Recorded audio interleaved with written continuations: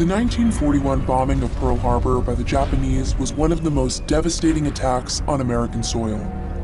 But just a few decades earlier, Japan and the United States were allies in World War I. So how did things get so bad between them? It all comes down to oil. To explain, we need to go all the way back to the 19th century. Once an isolated nation, Japan underwent a makeover of sorts to compete with the West. Known as the Meiji Restoration, it embraced industrialization, built up its military, and restored Japan's emperor as the powerful head of state. Aided by two successful wars, Japan aggressively expanded its empire. The Japanese were becoming an imperial superpower, until the Great Depression hit. You see, Japan is an island nation with few natural resources, so it depends on international trade to keep its economy afloat. The economic crisis put a stop to all that. Japan was in a bind, so its military leaders, who called the shots at this point, decided the best defense against financial ruin would be a good offense. They would invade nearby China, particularly Manchuria, for its plentiful resources like iron, soybeans, and land. Lots and lots of unsettled land. So what does this all have to do with the United States? Well, the US was a long-standing Chinese ally, and it watched uneasily from the sidelines as the two nations clashed in the 1930s. But America wanted nothing to do with another war, so it just denounced Japan's aggression. Tensions rose in 1937 when Japan invaded the Chinese city of Nanjing. In doing so, they attacked an American gunboat, killing 3 and wounding dozens. Disturbing images coming out of war-torn China further swayed American opinion against Japan.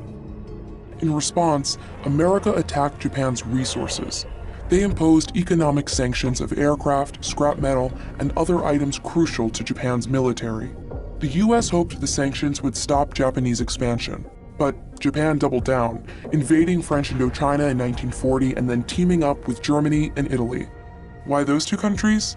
Because like Japan, they were controlled by militaristic governments, obsessed with conquest and driven by a deep sense of nationalism. The final straw came in July of 1941, when President Franklin D. Roosevelt announced a trade embargo on oil. An oil shortage was an absolute disaster for Japan, who relied on imports for 90% of its supply. Not only would this destroy the Japanese economy, but it would put its military at a literal standstill, which meant no more expansion. Japan resented the US for meddling in its quest to dominate Asia. The only solution left for the Japanese was total war. Crush the US fleet in the Pacific and then occupy Southeast Asia and claim its resources. And so, on December 7, 1941, Japan launched its surprise attack at Pearl Harbor.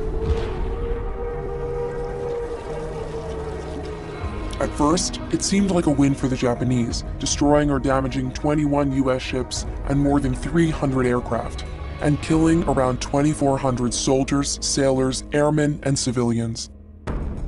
But the success was short-lived. The United States declared war on Japan on December 8, 1941. Not long after, the Japanese would realize the mistake it made at Pearl Harbor. Their bombers had failed to deliver a mortal blow to the Pacific Fleet, missing oil tanks, ammunition sites, repair facilities, and aircraft carriers.